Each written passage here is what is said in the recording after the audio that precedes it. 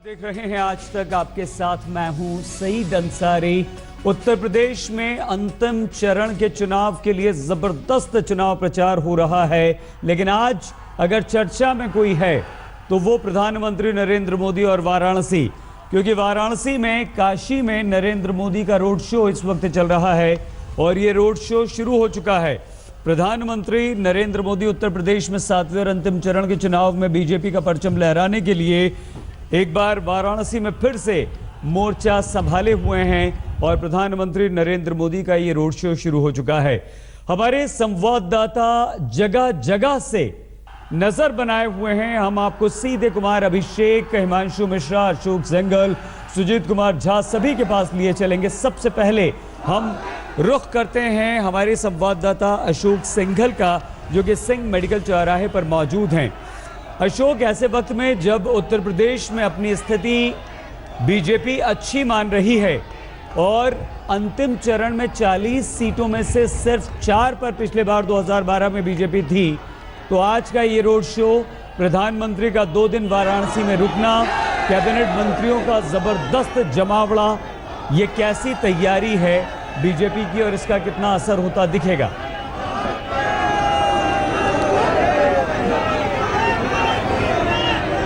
BJP की कोशिश ये है कि आखिरी चरण के चुनाव को बहुत बेहतर तरीके से जीता जाए। 40 सीटें हैं पूर्वांचल की, इसीलिए मोदी, कैबिनेट मंत्री, खुद पार्टी प्रेसिडेंट यहाँ पूरा डेरा डाले हुए हैं और पूरा कैंपेन को पूरा सेंटर बना दिया इन्होंने यहाँ पे वाराणसी को। हालांकि बीजेपी का ये कहना है कि कल रोड शो नहीं था, सिर्फ भगवान के दर्शन करने के लिए आए थे। आज रोड शो करेंगे, लोगों से जुड़ेंगे, लोगों के लिए वो लोगों के बीच जाएंगे, ये उनका कहना है।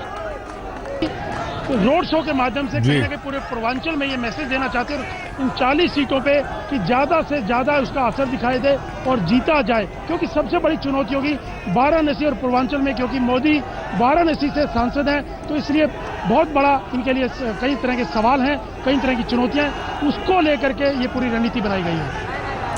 अशोक, बने रहिए हमारे साथ। मलदहिया आपको लिए चलते हैं। सुजीत कुमार झा हमारी संवाददाता वहां पर मौजूद हैं। सुजीत, एक महत्वपूर्ण बात यह होती है कि ये जो जन समूह, जन सैलाब हमें नजर आता है, वो वोटों में कन्वर्ट होता है या नहीं, या कितना होता है, इस पर बहुत कुछ निर्भर करता है। अगर हम लोकसभा चुनाव जो कि वाराणसी में मोदी ने लड़ा था, क्या आपको वही स्थिति याद आती है? उसी तरह के दृश्य दिखाई देते हैं, वही जोश खरोश नजर आता है? और अगर ऐसा है तो क्या सुजीत, आपको लगता है कि बीजेपी वाराणसी में 3 से ज्यादा और अंतिम चरण में 4 से आगे बढ़ती हुई दिख रही है? देखिए सईद, हम लोगों ने यूपी का इस विधानसभा चुनाव में कई इलाकों का दौरा किया और कैंपेनिंग भी देखी, चुनाव भी देखा। 2014 के लोकसभा चुनाव में भी हम लोगों ने बनारस का देखा था। बनारस का जो रंग होता है चुनाव का जी, उसका कोई मुकाबला पूरे देश में कहीं नहीं मिलेगा।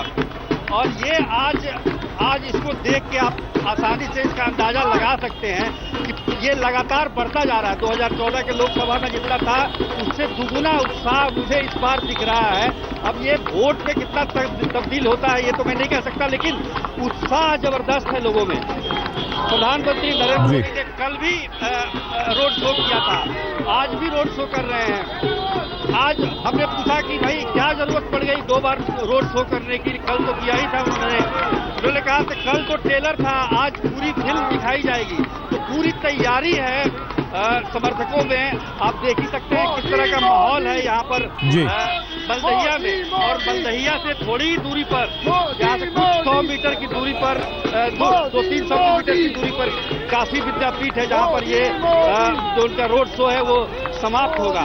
तो ये कहा जा सकता है कि 2012 के चुनाव में भी हम लोग आए थे बनारस में, और 2014 में भी आए, और 2017 का जो चुनाव है, जमीन आसमान का फर्क देखा जा रहा है सईद। और उसको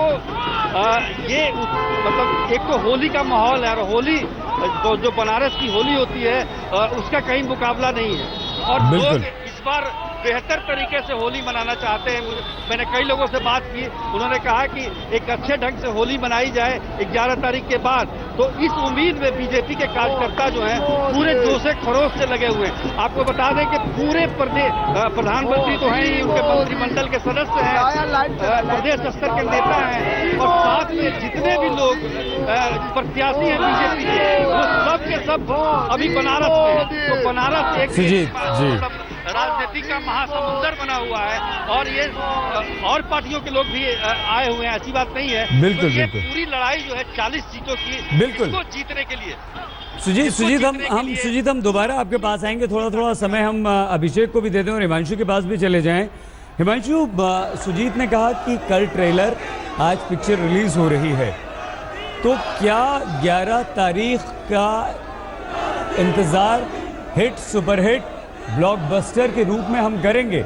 लेकिन कोई अंदाज़ा लगता है कि पूरा कैबिनेट, अगर ज़्यादातर कैबिनेट के लोग यहाँ शिफ्ट हो जाते हैं, लखनऊ से पूरा का पूरा केंद्र वाराणसी में शिफ्ट हो जाता है, तो ये नरेंद्र मोदी की प्रतिष्ठा है, इसलिए ज़्यादा जोर, या पूर्वांचल के जरिए उत्तर प्रदेश की सत्ता पर आना है और लखनऊ में काबिज होना है, ये बात है?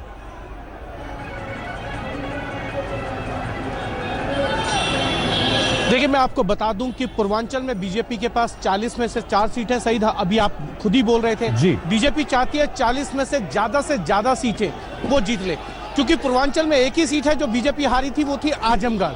आजमगढ़ को अगर छोड़ दिया जाए तो वो इन 40 सीटों में नहीं आती है, वहां चुनाव हो चुके हैं। अब बीजेपी को मानना है कि अगर उनका हक था 40 सीटों का, तो उसमें से जितनी ज्यादा से ज्यादा सीटें जीत ली वो बड़ी बात है।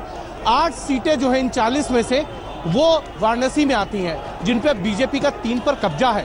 2 उम्मीदवार बदल चुकी है बीजेपी। अब बीजेपी को ये लगता है कि वाराणसी के अंदर बीजेपी अगर 8 में से 6 सीटें जीत ले तो उसका प्रधानमंत्री नरेंद्र मोदी की जो प्रतिष्ठा है वो भी बरकरार रहेगी, और पूर्वांचल में जो वाराणसी का असर है वो भी दिखाई देगा। दूसरा, इस रोड शो के जरिए बीजेपी के कार्यकर्ताओं के साथ साथ आम जनता के साथ प्रधानमंत्री कनेक्ट होना चाहते हैं, क्योंकि भीतरघात बहुत है और भीतरघात बीजेपी की हमेशा से प्रॉब्लम रहा है। कहीं ऐसा ना हो कि भीतरघात से बिहार जैसे या दिल्ली जैसे नतीजे देखने को मिले।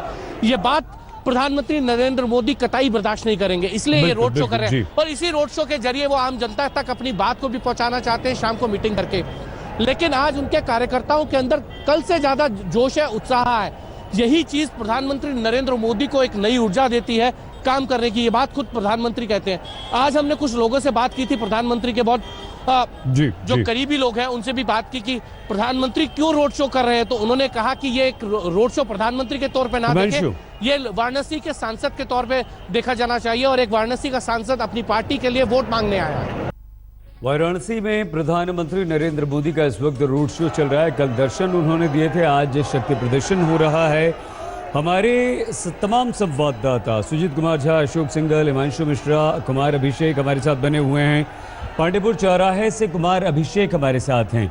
अभिषेक, 40 सीटें, 40 में से सिर्फ 4 पर 2012 में बीजेपी, और वो पूर्वांचल जो सबसे ज़्यादा महत्वपूर्ण, और ये पूर्वांचल का दिल काशी। क्या ये जो मेहनत है प्रधानमंत्री की और ये जो जमावड़ा है 1 दर्जन से ज़्यादा केंद्रीय मंत्रियों का यहाँ पर, ये कोशिश इसी बात की कि पूर्वांचल में हावी हों, पूर्वांचल जीतें, पूर्वांचल में ज़्यादा से ज़्यादा आगे बढ़ें, और इसमें कितना कामयाब होते हुए मोदी और उनके सहयोगी आपको नजर आते हैं? अभिषेक,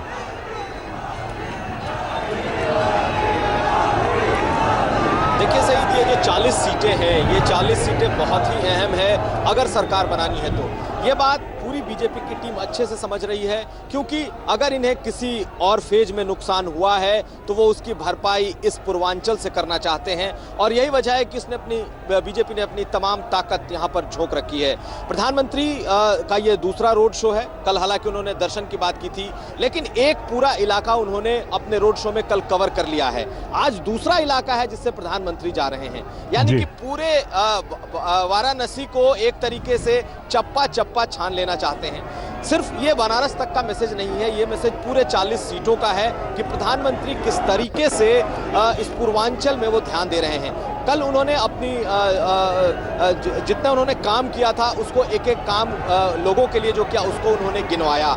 आज रात वो चूंकि यहाँ रुकने वाले हैं, इससे पहले यहाँ बुद्धिजीवियों की एक अलग से बैठक ले रहे हैं। और इसके अलावा आप देखेंगे तो कल एक मठ भी जा रहे हैं जो कि माना जाता है कि यादव समुदाय के लोग वहाँ ज्यादा जाते हैं। ऐसे में जो तमाम छोटी बड़ी और चीजें हैं जिसे बीजेपी चाहती है वो छूट न जाए, उस पर भी खासा ध्यान है। अब 40 में से 4 सीटें फिलहाल बीजेपी के पास हैं, लेकिन 2014 की बात की जाए तो उस समय बीजेपी ने ज्यादातर विधानसभा सीटों पर अपनी बढ़त बनाई थी और बीजेपी चाहती है कि प्रधानमंत्री का जो ये 3 दिनों का ये एक कॉम्पैक्ट दौरा है, इससे ये 40 सीटों में जो बीजेपी है कम से कम 25-30 के आसपास पहुंचे और तब शायद उन्हें जिसका वो दावा कर रहे हैं बहुमत का, उससे वो पहुंचेंगे। तो प्रधानमंत्री का एक पूरा सोचा समझा और पूरी बीजेपी की एक रणनीति है जिसके तहत बीजेपी बढ़ रही है। और अब मैं पांडेपुर जहां खड़ा हूं, यहां से कुछ चंद मिनट के बाद प्रधानमंत्री का काफिला यहां पहुंचने वाला है और ये मैं अपने पीछे चाहता हूं कि कुछ भीड़ जो इस वक्त जुट रही है लगातार,